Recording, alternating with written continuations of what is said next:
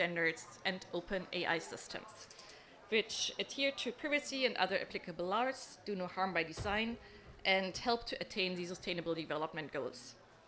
The Digital Public Good Standard is this definition made operational. So every open source product that wants to become a digital public good is vetted against the standard of 9 indicators. And against this backdrop, I am delighted to see that a lot of the work that has been done on the guidelines that we are launching today is actually quite well connected to the DPG standard. So there's strong alignment.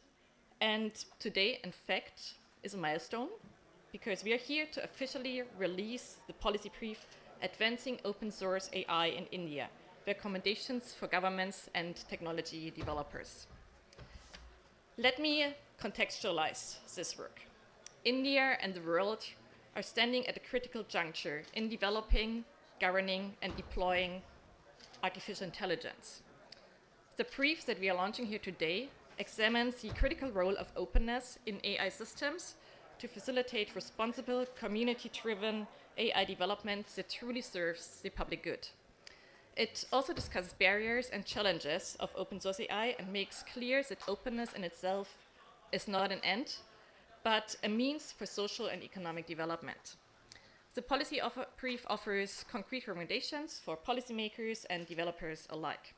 And it was jointly developed by the India AI Mission, Fair Forward, Digital Futures Lab, NASCOM, and a group of esteemed experts and an advisory board.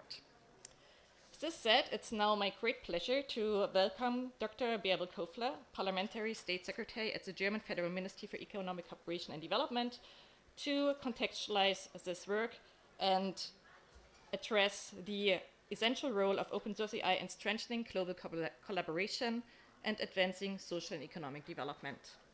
Ms. Kofler.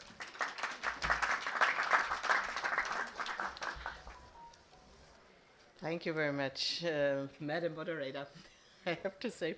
Well, colleagues, partners, distinguished guests, I'm very happy to be here and to open also this session.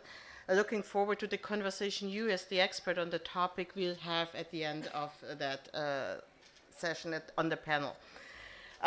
The Advancing Open Source AI in India report is not just another report. We know that quite well. We've seen and we see the proof of the great cooperation between India and Germany, and that's maybe also at the same level important, it is a shared roadmap on open AI development. Our cooperation does matter for artificial intelligence developers in Bangalore and in Berlin, and to the community in the world. Because an AI built in the open enables all stakeholders to benefit from it, and not just a few large tech companies. That's, I think, something we also have to learn in those days. This is especially valuable given the great extent of AI inequality. Many countries regard their progress on AI as an arms race and work on it secretly. But this leaves many, many people in many countries, many societies behind. The numbers are very clear. According to the World Bank, countries representing just 17% of the world's population account for 91% of AI venture capital and 87% of the significant AI models. Yet there is a great economic potential in closing those gaps. The World Trade Organization estimates that the global GDP could rise by up to 13% by 2040 if AI devices are bridged. Trade would be boosted by nearly 40%. Open source AI is a means to democratic technological innovation and overcome AI inequality. It allows developers worldwide to build on the shoulders of those who did the work before without needing million-dollar compute budgets. When training data or documentation are shared openly, both the local and the global community can test systems. detect detect bias, and ensure accountability. This transparency fosters, sorry, I cannot read my own handwriting, fosters trust, without the glasses, it's a challenge sometimes. Fosters trust, and trust is what turns technology into impact. Without it, AI remains unused or contested. From a country perspective, open source strengthens digital sovereignty because it allows each country to adapt AI on its own linguistic, economic, and regulatory needs. And, well, we could ask the question why that is important for the cooperation in between India and Germany. It is of utmost importance for us and for our cooperation. We see and we appreciate very much the India's AI for all philosophy that is well aligned to our own priorities in Germany. We are working for artificial intelligence that is open, inclusive, and representative. Together, we are shaping the future of artificial intelligence with the conviction that AI inequality isn't just a tech issue, it's a power issue. The German government is proud to contribute to the growing open AI ecosystem, in particular through, it was mentioned, Fair Forward initiative. Our goal is open up AI to everyone and to make it drive sustainable development.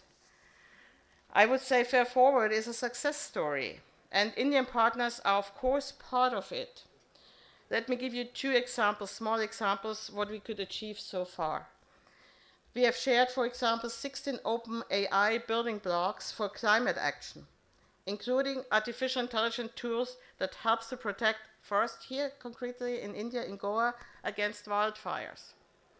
Or, second example, we have made 55 AI datasets available as digital public goods, so innovators can build on local AI solutions that help, for example, to reap better crops, track diseases, access government services in local languages, which is of utmost importance. Fair Forward shows why an open source ecosystem is strong.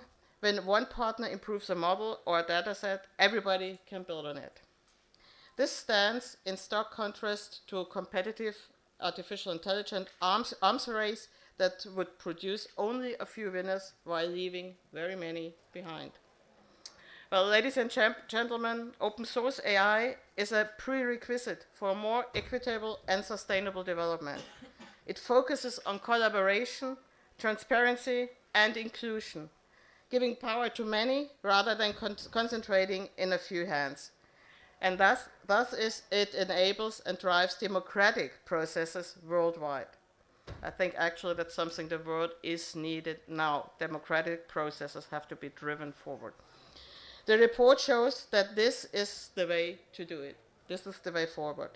Let us use it as a common frame to references and grow this community of practice across countries, across sectors, and across languages. Thank you very much.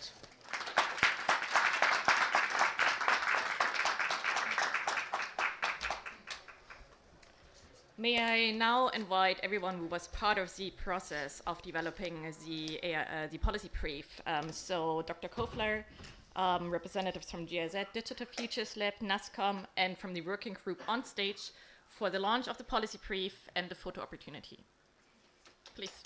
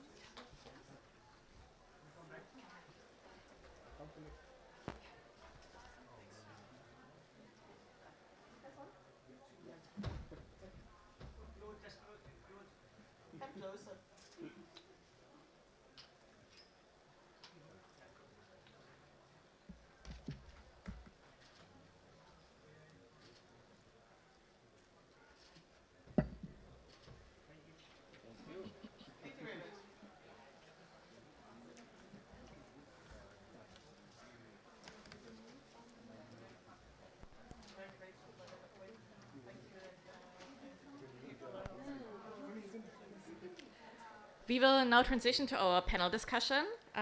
We will look at the opportunities and constraints of open source AI in the context of India and the work of the policy group. So may I ask to join me here on stage, please. Amanda Prock, Chief Executive Officer of Open UK.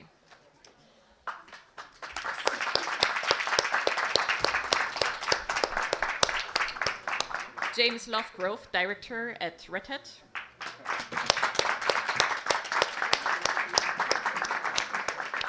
Dr. Peter Metzen, Founder and President, ML Commons and Staff Engineer at Google.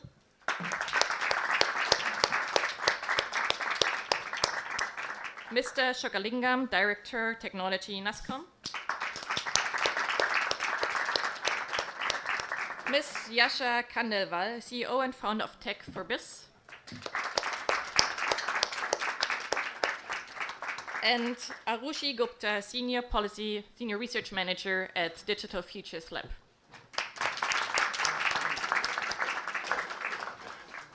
Yes. Not sure. Solicitor? Okay.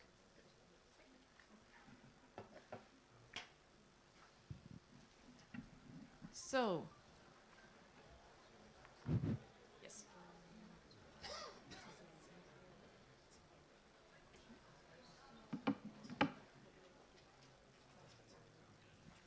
Okay, we need another photo with Dr. Kofler, I was just told. So, I'm sorry. please. Sitting, standing, how do you want it? Yeah, you're probably closer together. And hopefully colorful if you together. Thank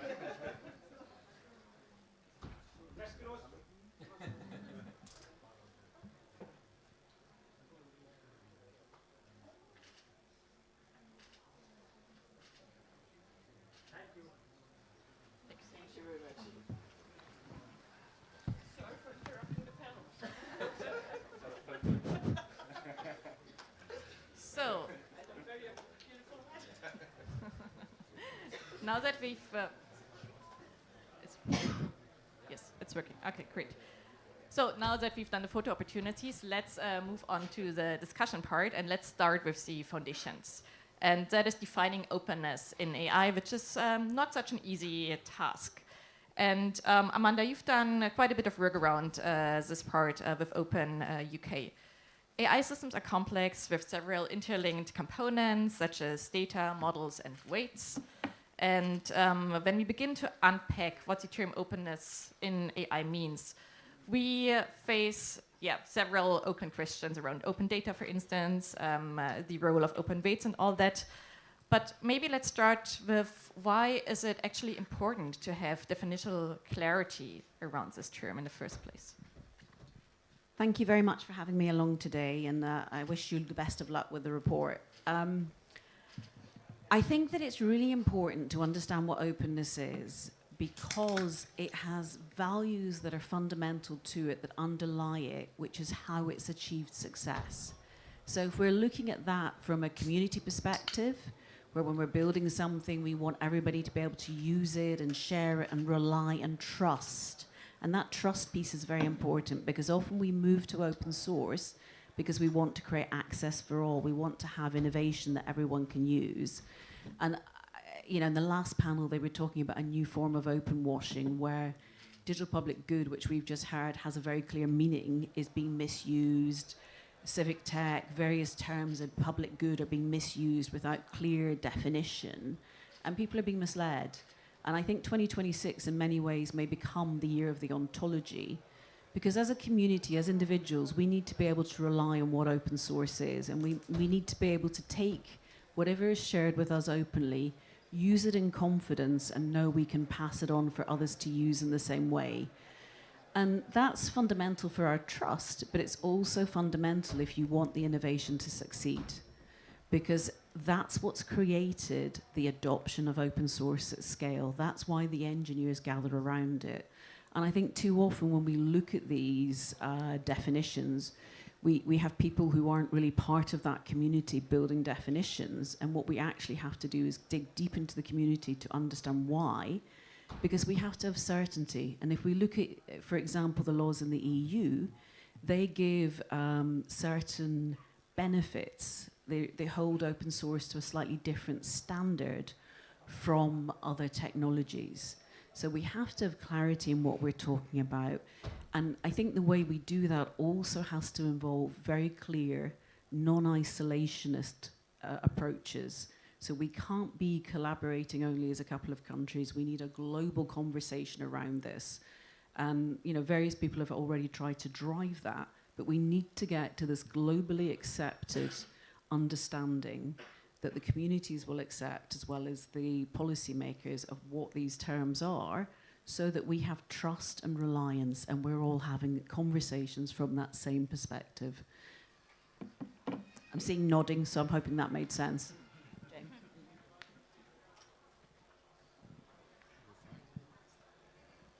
I think it's back to you, isn't it? You're going to ask a question. Although I'd like to ask myself a question, that makes life much easier. But anyway.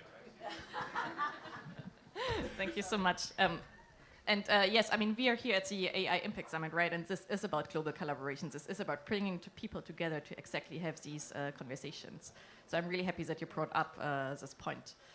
I would like to pass it on to Arushi now to discuss what openness can actually achieve.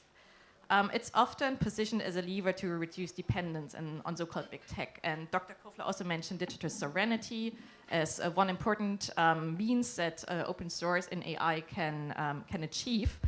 And from your perspective as a civil society organization, but also working closely with governments, what can openness realistically offer to governments, but also to people, coming from an understanding of digital sovereignty, both for states, but also for people? Yeah. Thanks, Leah. Thanks so much for the question. And of course, I'm also going to build upon some of the discussions that we had in the previous panel around resilience and sovereignty. And Amanda, in fact, opened up that panel by saying, I don't like the term sovereignty. And I'm just going to piggyback on it. But before I sort of unpack what sovereignty means and what its connection is with openness, I think it's worth unpacking the marriage, or rather unhappy marriage, between open source AI and the big tech, right? Throughout the work we've done as part of this report, it was a recurring question in terms of what are the limitations in ensuring openness in AI when we know the reality around us, where a lot of the infrastructure, compute, engineering talent is concentrated amongst a small set of actors, right? And even when the entire stack, including models, data sets, are made open, and they increasingly are within the Indian context, can smaller players, individual actors, realistically build models, given that the resources that are needed to build an open source system lie with the people who are not very interested in building the open source system, right? So that's part one. And what we tried to do in this policy brief that you'll also read is we had like 3 symptoms of these limitations. One is, of course, the infrastructural dependencies, but the other is the ability to extract value. So when we have open artifacts, data sets, models, in fact, applications, who and which actor is picking up these data sets and building on top of it? It's more likely than not that it's always better resourced actors, big tech actors, companies who are most capable of sort of using an open data set, adding value to it, building a service on top, and generating intellectual rents off of it, right? So there's also a power asymmetry in who benefits from openness. Coming very quickly to the sovereignty question as well, one thing is that, and something that I also want to cover in terms of Amanda's point, is countering big tech can also lead to the risk of another form of big tech, which is the Orwellian big brother, right? One is big tech concentration or corporate concentration, and the other is state concentration. We, within the global south majority world, do not want either, right? We want a decentralized, pluralistic community of developers, and that has to come in a much more democratized fashion. It has to come from public infrastructure. It has to come from multiple communities of developers being incentivized and collaborating together. And the last bit is also in terms of what would it take us to get there, right? I often see the big tech question being dealt with through the open source channel, but there are many other ways to counter big tech, right? It's not just openness, it's also competition policy, it's also investments in open infrastructures. So that's just the last point in terms of having a very singular connection between big tech and sovereignty. Yeah, back to you, Leah. Thank you. Just as you've mentioned me there, I'd just like to very, very quickly respond before you go to the next question. I don't agree with that point about big tech. So the value of openness is that it allows iterative development. And that iterative development is something that means small innovators innovate on top of open source, and that's how they challenge and we build true competition and innovation through openness. And it's evidenced over recent history in software, where we see the big techs buy up all the small innovators in Europe, in other countries, and they do that because small companies are better at innovating in many ways than the big techs are, and that's what openness allows. So I think it's almost the opposite, that big tech isn't a problem when it comes to openness. If the technology is open, small individuals and communities will innovate. Let's actually hear from a startup founder about this topic, Yasha. You are a founder of an AI company. So what can open source realistically, meaningfully do for a startup, for small-sized players against larger tech companies? Is it really leveling the playing field, or how do you experience it from a practical perspective? So, leveling, can you guys hear me okay?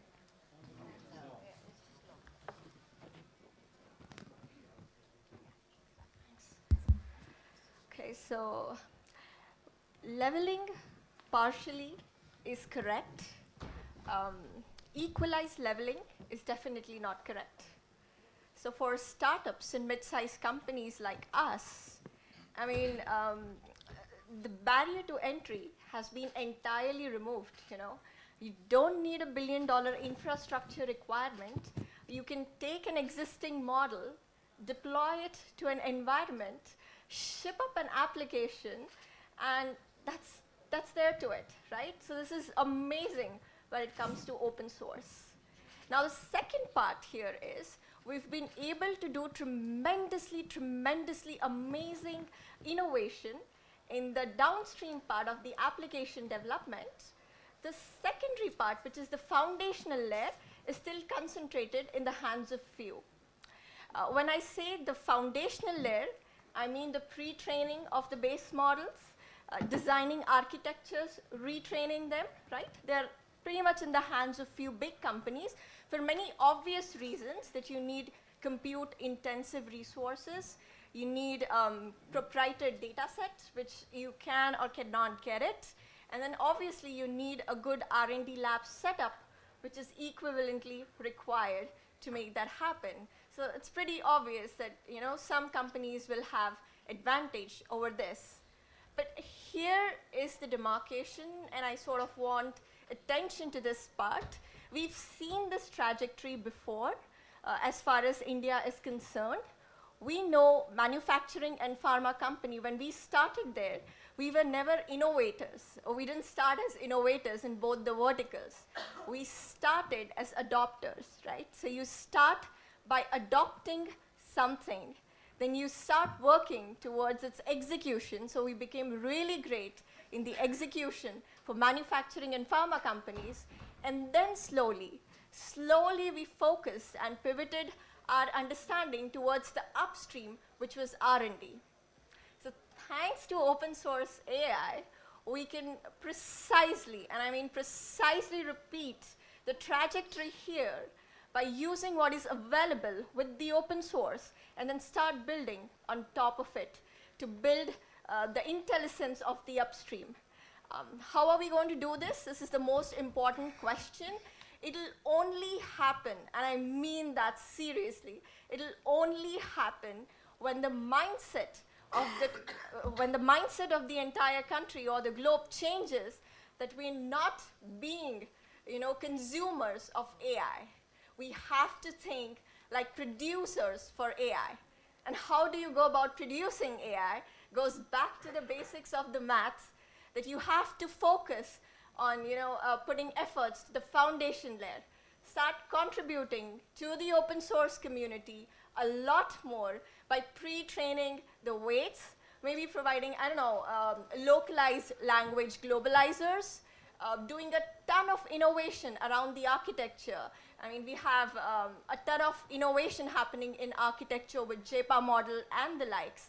AGI, AMI is coming. So start focusing on those core architectures, and then the most important part comes here, is that focus your shift from the downstream technology more on the upstream, so that you're not waiting for the innovation to come here, but you become the source of innovation, right? So, I mean, hats off, open source has been really, really helpful, is how I would like to sum this up. Thank you.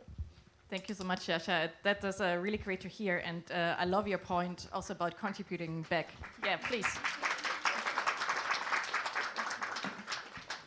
In fact, contributing back is also a core part of what we do with the Digital Public Goods Alliance and our product owner community. It's something that we really want to strengthen through our work. And I also really, the point that you made around moving basically from access to technology agency really resonates with me as well. I also want to throw in another topic here, James, that is for you. But we talked now about access, we talked about agency. Let's talk also about trust and challenges that may come with open source as well. So I've been part of the definition process of open source AI with OSI, and one of the topics that came up repeatedly, apart from the data discussion, was the risk of open sourcing AI. From your work in the EMEA region, how should policymakers, industry, and civil society navigate this tension between making value creation available through open sourcing versus balancing also the risk? So what I've noticed, and first of all, thanks for having me. What I've noticed is that any room that talks about open source, it's standing room only. It's a common theme throughout the summit, so there's something going on. And I think also tomorrow's declaration hopefully will reflect that. The importance of open source, and more than that, the criticality of open source and its global nature. And so to your question around the definitions, these established terms and notions which have been around for a long time, I wanted just to riff on what Yasha was saying in terms of repeat the trajectory. So I think from Red Hat's perspective, with the world's leading open source solution provider, is that we'd like to see a repeat of what happened with regards to Linux and the operating system. We'd like to see a repeat of what we're seeing already now in the cloud space and with Kubernetes. And then why not in emerging technologies? I mean, not just AI, but a bunch of other technologies using that kind of open source approach. So I think that was one point I wanted to riff off. The other was, again, these trade-offs. So Amanda was mentioning around sort of values and open washing and legal certainty in the EU. Since we have a strong German contingent here, I think that's quite an interesting reflection. So I'll just make 2 points on that. So first of all, with regards to the EU, we did quite a lot of work on securing an upstream exemption for open source in the AI Act, but it's extremely narrow.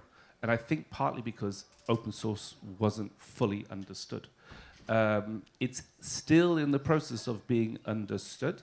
And I think there's an upcoming regulation, the Cloud and AI Development Act, and also the procurement review, where I think, to your point, we want to make sure that there is this global understanding of this community. It's 180 million plus. By 2030, I think a third of that will be in India. But also, it will be as relevant, to your point, Dr., about being Bangalore or Berlin. The two can collaborate and work together and solve problems that actually no single country, region, or company can solve alone. So I think that upstream first approach, sharing in the communities, is absolutely vital. And maybe just an example of that. So with Red Hat, we've got a number of projects, obviously, all of our technologies upstream first. And we've got the VLLM, we've got LLMD. This is all about inferencing engines. It's about making sure that we're not dependent on the hardware underlay. It's about also the point that was made earlier about the energy consumption concerns that we have. And then maybe just closing by, yes, okay, the EU is sometimes naughtily called the kind of global regulator.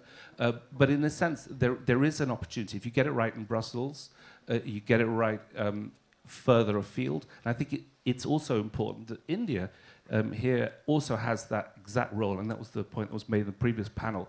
India is actually just as important in the global south on these kinds of terms, in terms of reflecting the realities of what open source actually means and taking leadership there. But again, I'm going to say it could also be just as relevant to the global north too.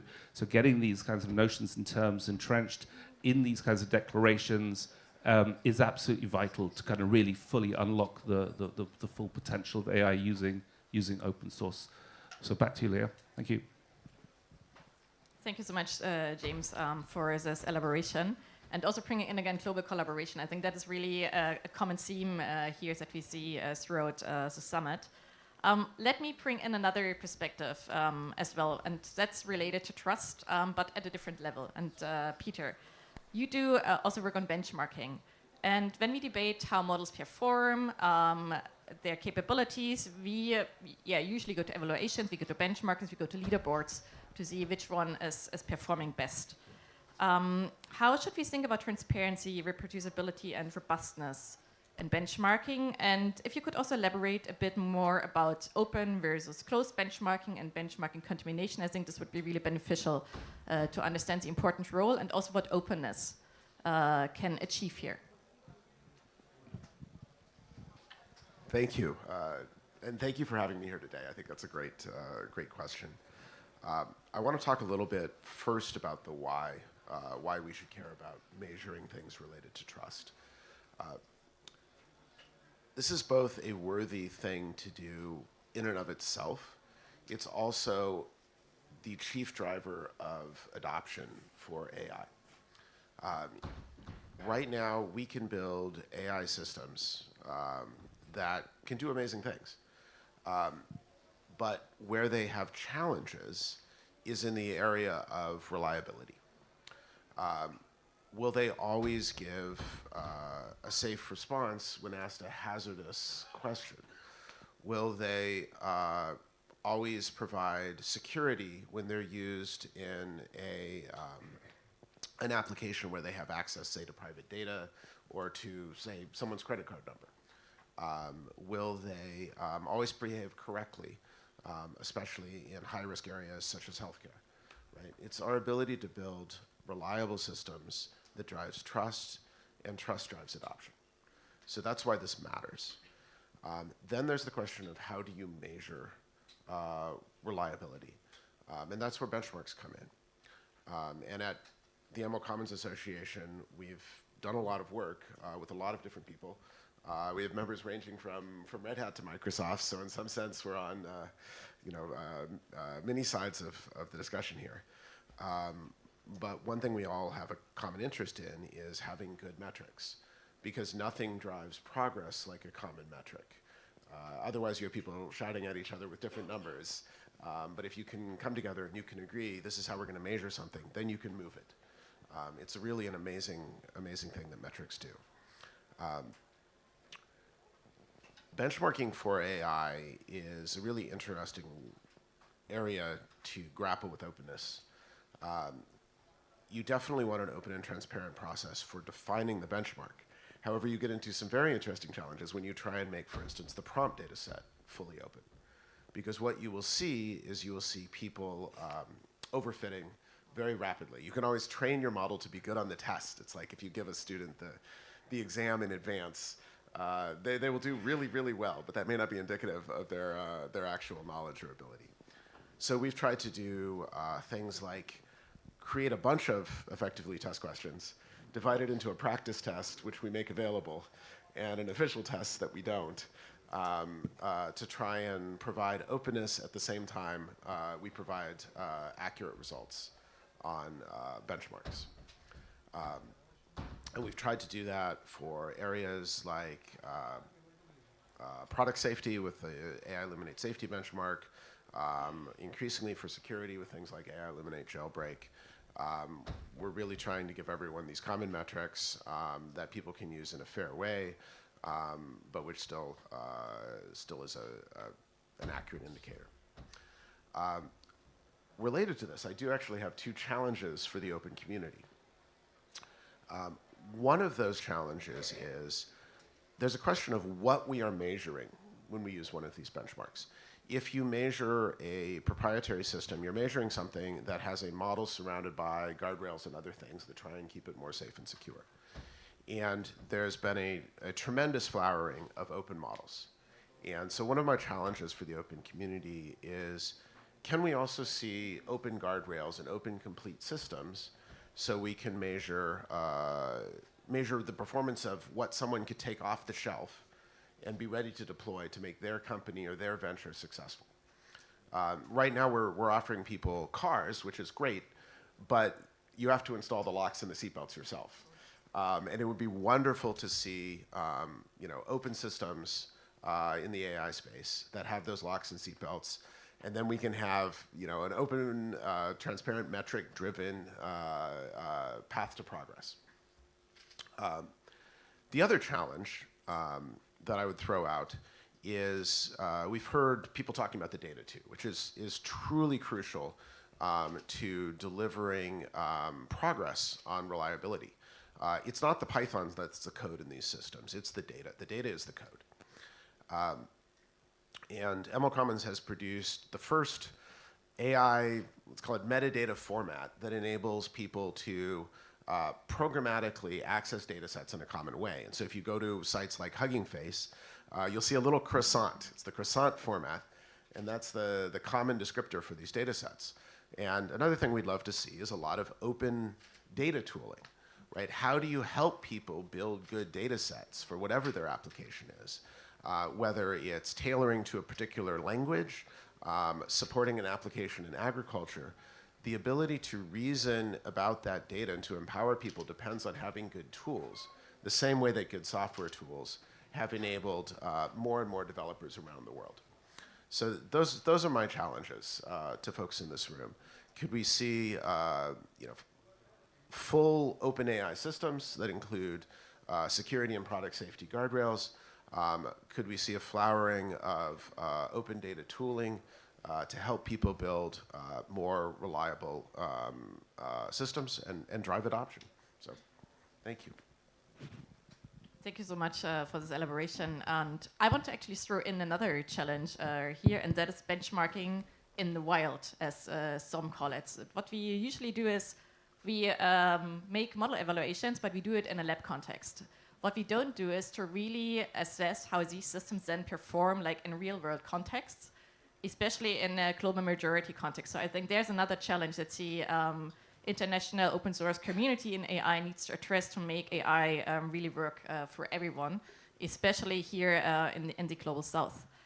I want to piggyback on what you said around off-the-shelf solutions and basically delivering open components and open tooling that then companies can use, and pass it on to Shokalingam to hear from the private sector perspective. So what is your experience with NASCOM? Where do companies in the Indian context feel comfortable using open components, open models, and where do you still see challenges and things that need to be fixed? Yeah, thanks for this opportunity. So enterprise adoption, right, in openness, it is in three categories, right? All three categories together. If it has drive speed, innovation, and cost efficiency. If these three things go together, enterprise adopt all these open source tools, right? If you see all the infrastructure component today, like Linux or your containers or your Kubernetes, all are open today, right? And then if your data stack is open, your Kafka, your Apache Spark, all these are open today, right? Even some of the APIs, companies, enterprises are willing to share because of the digital public infrastructure what we have today, right? And second, we all know the predominantly models are open. Predominantly, there are a lot of open source models available. Where we have the closeness, right? The data, right? which is the enterprise data where I have the customer information, which I can't share, my business logic, and the edge which I'm making the profit. So that's the kind of thing which cannot be shared. That's a closed thing today. Second is the, I can say, even DevOps tools are open today, but the DevSecOps, some of those DevSecOps tools are not open today, right? I mean, the guardrail comes under your DevSecOps, right? And ML Commons work on the harms taxonomy, but even some of them are even closed today. So those are the challenges. One, how you build a right if-else statements for your LLM output, right? I mean, that's a big secret today, right? I mean, because your LLM hallucinates, and then it doesn't produce the same result of every iteration, right? Even though you control your top K values and temperature to 0, it still hallucinates, right? That challenge is still there. So that somebody has to find out a right mechanism to control. Yeah. So we discussed now opportunities. We also have a table full of challenges. And let's move it on towards operationalizing openness in AI. And that's a question I have for all my panelists here. And just looking at the time there, please be concise in your answers. So if we step back from individual actors, whether it's developers, companies, or governments, or civil society, what do you see as the single most important systemic barrier slowing down the meaningful adoption currently of openness and open source AI? And what would it take collectively to move past that constraint? Maybe what's your one bold move that we need in 2026 to overcome this barrier? I can say in 2 words, trust readiness gap. That's trust readiness gap. That's one 2-word we can say.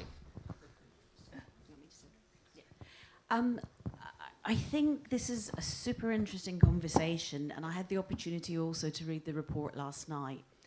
And I really welcome the report. It's something that's in line with last week. The European Commission had over 1,600 responses, the most it's ever had in history, to its consultation on open source, which is all public.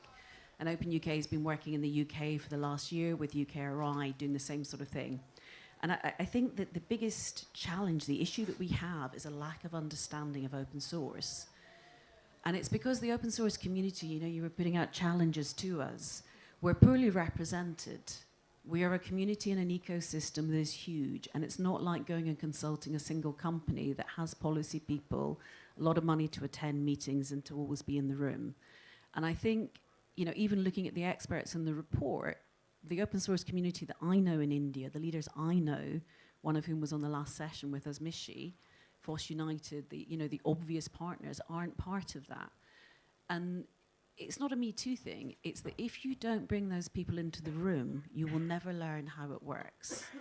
And whilst the report goes some way towards some of the necessary steps that you need if you want to be successful in open source, it only goes some way. So I think it's a fantastic first step. But there's very clear next actions. And all you have to do is look at China and the way that China has approached open source in the last decade, which has been very public and very clear. And one of the first things they've done is build a national foundation, which I don't think is in your suggestions, and it is in our suggestions in the UK. They've built Open Atom. And you suddenly then have a code-holding organization in your geography. And that's not about localizing. What that's about is engaging globally so that you can be a leader and take that leadership. And I think you're absolutely spot on with that. You have more skilled people than almost any country in the world, but you don't have enough leaders. You don't have enough businesses here. And to build that, you need to have the things that concentrate power. And one of those is having the foundations that hold the projects, that manages the governance of the project and goes out to the rest of the world to collaborate from. And I think there's a lot of gaps in the report in terms of the activities that are needed because you didn't engage enough with that local open source community in India. And I think that understanding of how open source has worked, how it's been built, and how it's scaled, it's very geeky, it's very nerdy, it's very specific, but there are people who know how to do it, and they really need to be brought more into the conversation. I think there was an applause happening there, so carry on. Yeah, so if I could just add to that. So in terms of Red Hat, we are perhaps the largest percentage of revenue R&D, right up there with the pharmaceutical. The difference is we have thousands of patents. They're all unrestricted. All our software is based on copyleft permissive licensing. And that's really important. It means that anyone who uses the software, customer, partner, upstream community, and they modify and contribute to it, they have to then share it back. And that builds out a huge community. So around our products, I think we have something like 7 or 8 million people. You couldn't employ 7 or 8 million people as a company. But these folks are absolutely dedicated to improving that product. They play with it. They're also perfectly entitled to fork it, move it away, create another community. Some clone it, which is a little bit painful sometimes because you want to get them to push back ideas upstream.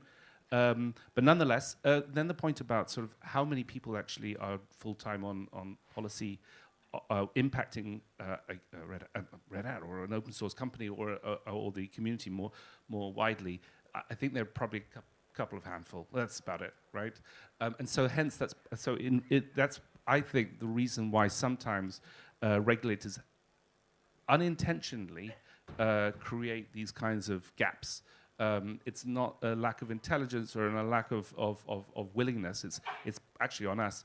We mentioned Submarines. Oh, we can go back to submarines a second. And then I think but that said, since even though we're the largest on Earth, we would never ever claim to be representative. We're just part of the community, and we work with everyone as equals. And the best ideas generally and genuinely come from everywhere. So that bleeds also into open source AI.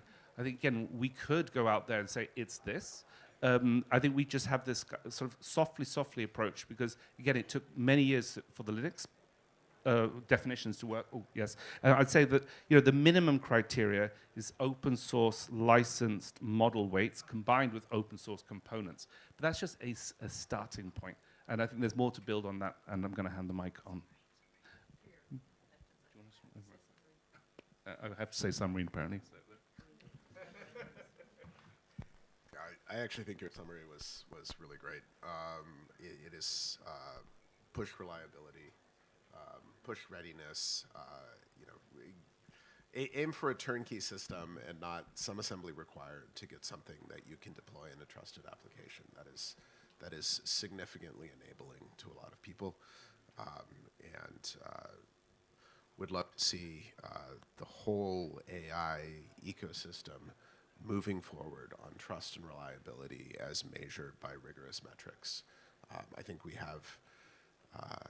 look at our own community, our own things we're excited about, but as humans, our greater obligation with something as impactful as AI is to come together and make progress on trust, reliability, security, product safety, to learn how to do these important things as this technology advances.